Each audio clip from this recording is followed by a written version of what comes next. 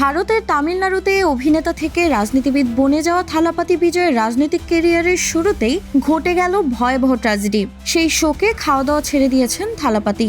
আসলে কি ঘটেছিল সেদিন? এবার কি হুমকিতে পড়বে তার রাজনৈতিক ভবিষ্যৎ?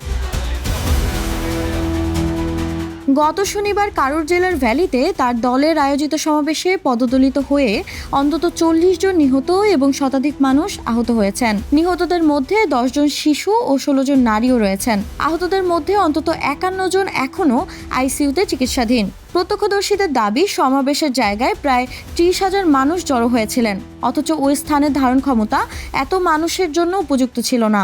দুপুর থেকে লোকজন ভিড় জমাতে থাকলেও বিজয় নির্ধারিত সময়ের প্রায় 7 ঘন্টা পর সন্ধ্যায় মঞ্চে আসেন। বান্ডেল থাকলে প্রতি সেনমানিতে টাকা বাঁচবে। বিকাশ সেনমানি বান্ডেল কিনে জিতুন প্রতি লেনদেনে।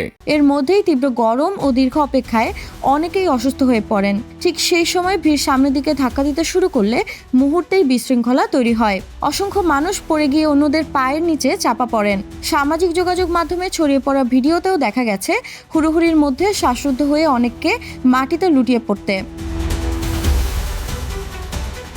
দুর্ঘটনার পর ক্ষতিগ্রস্ত পরিবারের পাশে দাঁড়ানোর ঘোষণা এসেছে 3টি পক্ষ থেকে। তামিলনাড়ু সরকার নিহতদের পরিবার প্রতি 10 লাখ রুপি ও আহতদের জন্য 1 লাখ রুপি ঘোষণা করেছে।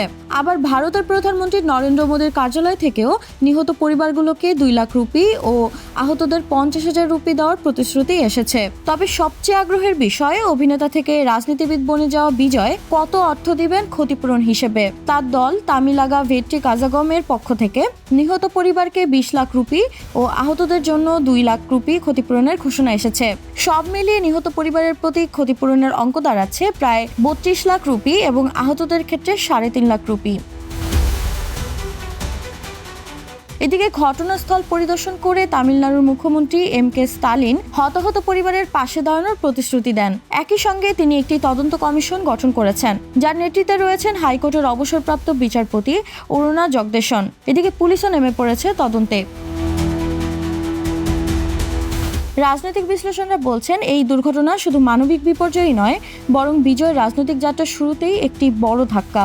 বিরোধী দলগুলো ইতোমধ্যে সমালোচনা শুরু করেছে যে যথাযথ প্রস্তুতি থাকলে এত প্রাণহানি এড়ানো যেত। যাই হোক, এখন সবার নজর তদন্তের ফলাফল ও ঘোষিত ক্ষতিপূরণ দ্রুত ও সঠিকভাবে পৌঁছায় কিনা তার উপর। নিহতদের পরিবার ও আহতদের জন্য ন্যায় বিচার ও সহায়তাই এখন প্রধান চাওয়া।